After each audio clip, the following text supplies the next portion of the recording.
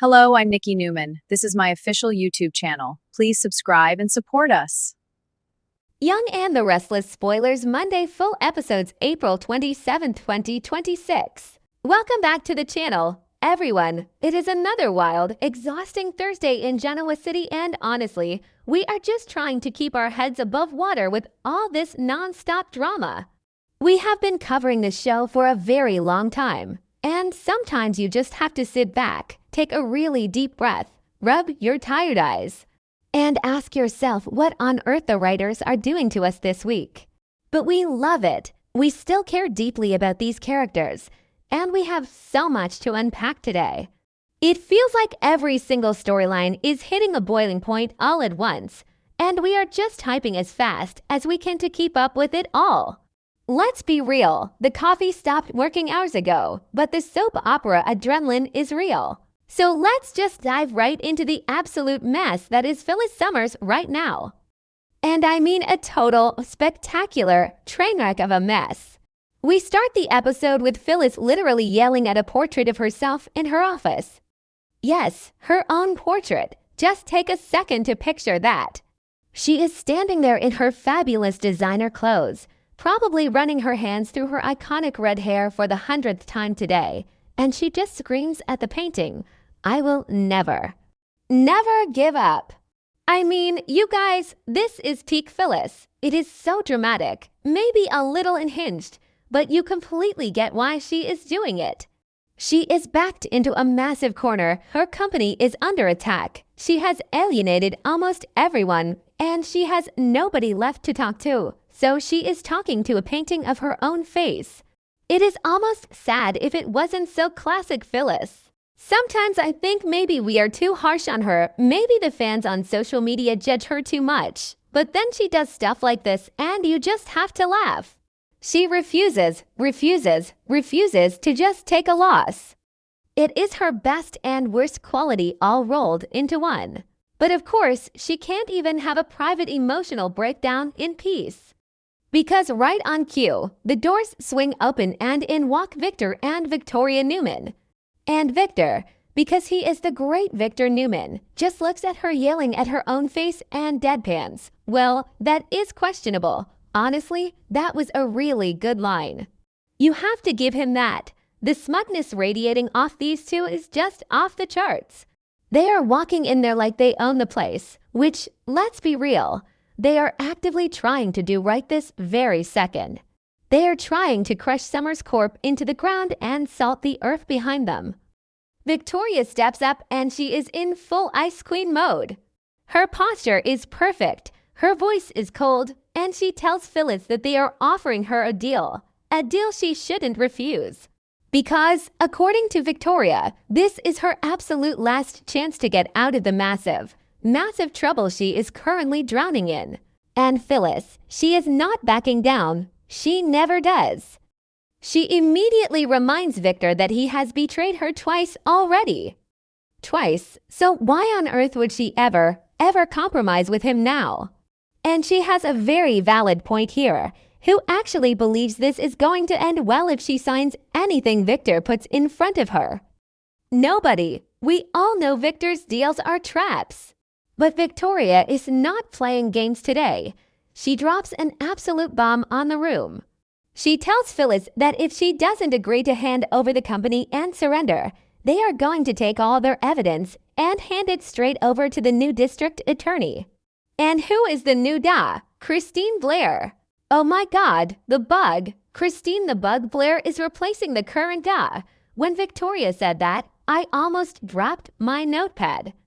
You guys know the history here. You have to know the history. The fans on social media are going to completely lose their minds over this twist. Christine and Phyllis have hated each other for decades. Phyllis literally ran her over with a rental car back in the day. They have fought over Danny, they have fought over Paul, they have fought over everything. So the idea of Christine finally having the legal power to file criminal charges against Phyllis. It is Phyllis's literal worst nightmare come to life. Victoria is standing there looking so incredibly pleased with herself, telling Phyllis she is going to face some very serious criminal charges and you can see the color drain from Phyllis's face. But Phyllis is a fighter. She tells them they don't have any real evidence. She says it is obviously all fake and they are going to have to prove it in a court of law. She demands to see what they actually have. So Victoria, cool as a cucumber, just hands her this thick folder. And it is just stuffed full of printed emails. Phyllis looks at them and immediately scoffs, none of these emails are real, which, duh, of course they aren't. It's Victor Newman. He probably had someone type them up in the basement of Newman Enterprises an hour ago. But Victor and Victoria don't even care that they are fake. That is the terrifying part. They tell her they have former Newman department heads lined up, ready and willing to testify against her and swear under oath that those emails are real. It is such a dirty play. It is so classic, ruthless Newman behavior. But Phyllis just snaps back and calls their bluff.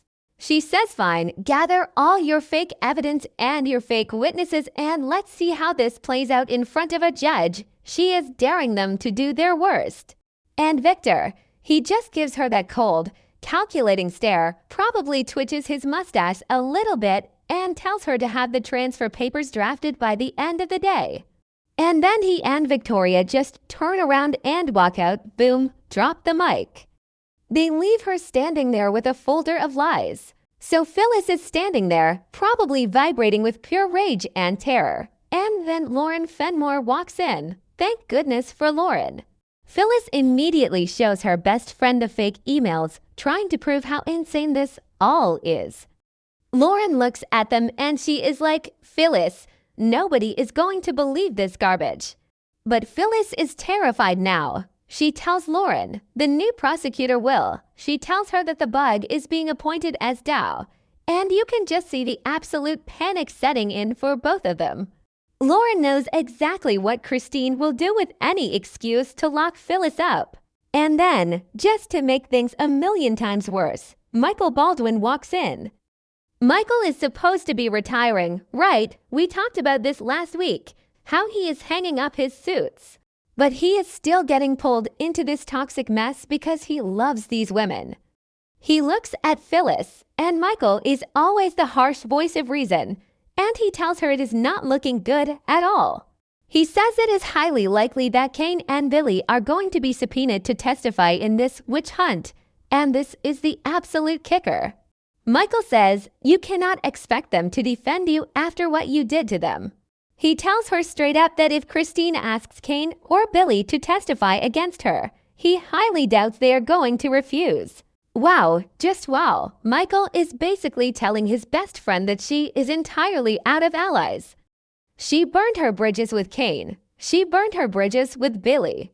She has stepped on so many toes to get to the top, and now they might be the very nails in her coffin.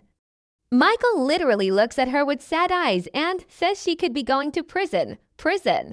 But Phyllis, because she is Phyllis, just shakes her head violently. She says, I do not accept defeat. I am going to fight. She says there is absolutely no way she is giving up. And part of me is like, yes, girl, fight them, never surrender.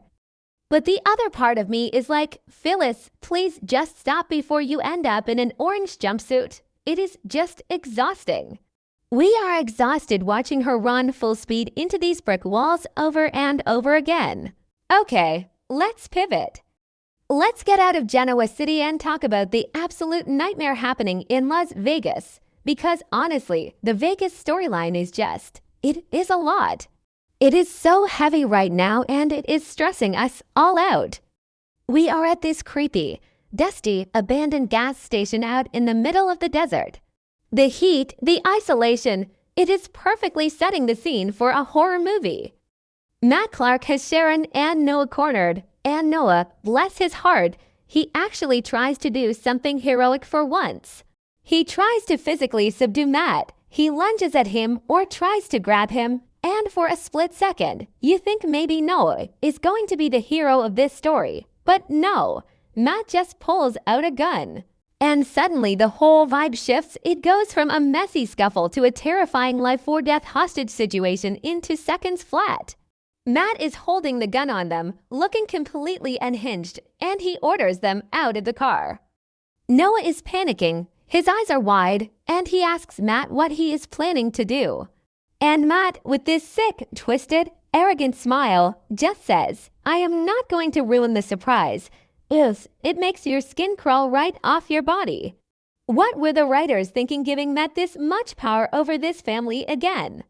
He is just so evil and he loves playing these psychological games. They force Sharon and Noah inside this dark, abandoned gas station building. And Sharon, she is terrified. You can see it in her face, but she is trying to be brave for her son. She looks at Matt and tells him that if he hurts them, Nick is going to hunt him down. She is trying to use Nick as a massive threat to back him off. But it is just so tragically ironic, isn't it? Because we know exactly what is happening with Nick right now. Nick is not in any condition to hunt anyone down. Nick is currently out of his mind on drugs that Matt forced into his system. Sharon is holding on to this desperate hope that her knight in shining armor is coming to save them. And we the viewers are just sitting here knowing that Nick is a complete and utter mess right now. Driving like a maniac and barely holding it together. It is heartbreaking, it really is. Which brings us to the other part of the Vegas disaster. Back at the hotel, or wherever they are meeting up, we have Nick, Adam, and Chelsea confronting Reza Thompson. Wait, let me get this straight in my head.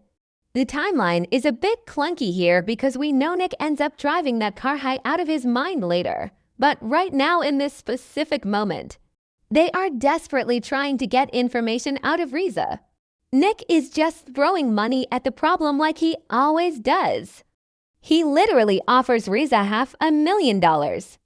$500,000 just for information on Matt's whereabouts. That shows you exactly how desperate Nick is. He is sweating, he is frantic, his eyes are wild, and he is just trying to buy his way to Sharon and Noah before it is too late. But Reza is a professional. She is not budging for the cash, even that much cash. So Adam steps up. And this is where it gets really, really interesting. Adam looks at Reza, and he is practically begging her. He says, "After everything we have been through, both then and now, please tell us what we need to know." He is pulling the ultimate loyalty card. He is pulling the shared history card. He is leaning hard on those dark days when they were running the underground poker games together in Vegas. And Reza, she is so manipulative and sharp. She looks at Adam, studying his face, and she asks him, "Is it starting to come back to you? Are you starting to remember everything we went through?" She is talking about his spider persona. She is testing him to see how much of the old, dangerous Adam is really awake right now. And Adam, without missing a single beat, tells her that yes, it is all coming back to him, the memories, the danger, the edge. I mean, what a massive moment. Adam is fully willing to tap back into his darkest self, his most dangerous memories, just to save his brother and his brother's family. It is a huge character moment for Adam. He is standing there with Chelsea, who has to be absolutely freaking out watching him reconnect with Reza and his spider days like this. Chelsea has tried so hard to keep him in the light, but Adam doesn't care right now. He is laser focused on finding Matt, and if he has to become Spider again to do it, he will. So where does this leave us? We have Phyllis about to be railroaded into a state penitentiary by Victor and the Bug. We have Sharon and Noah trapped in a creepy gas station with a psycho with a loaded gun. And we have Nick and Adam desperately trying to navigate the Vegas underworld to save them, with Adam slipping right back into his spider memories while Chelsea watches in horror. It is a lot, you guys. It is just so much to process. We are going to need a very strong drink to get through the rest of this week's episodes. Let us know what you think in the comments below. Do you think Phyllis is actually going to prison this time? Do you think Adam is going to fully revert to Spider and lose Chelsea forever? We will be here, staring at our screens, waiting to see what happens next.